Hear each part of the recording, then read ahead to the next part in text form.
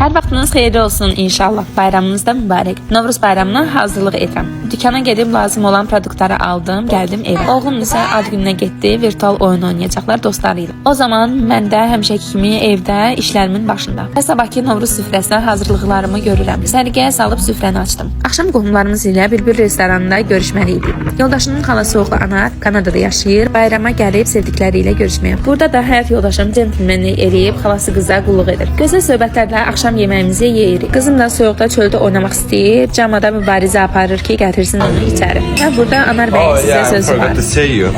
My name is Alan Tahirov. I am from Canada. Please follow this channel, Sabina.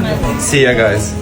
Burada da uşaqlarla və Anarla çalışırıq, kontent yaradaq. Çayımızı da içə-içə axşam bitir və yavaş-yavaş hazırlaşırıq. Biz çıxanda salyut atdılar. Yəqin ki bizim şərəfimizədir. Burada da sağollaşırıq. Havada dəhşət soyuq idi. Maşınlarımıza oturub gedirik evə. Yolda da dəlilik edirik. Etməsək bu biz olmarıq. Və yoldaşım qızlarına oyuncaq söz vermişdi. Dükana düşdülər. Biz də maşında gözlədik. Və bu balaca qız maşında etmədiyi qalmadı. Qızım özünə Elzanın oyuncaqlarını seçdi. Balaca qızına isə yoldaşım rezin uzunqulaq aldı. Və bu qədər dostlar, arzum odur ki, Allah hər bir valideynə o imkanı qismət etsin ki, uşaqlarına istədiklərini ala bilsin və uşaqlarını sevindirsin.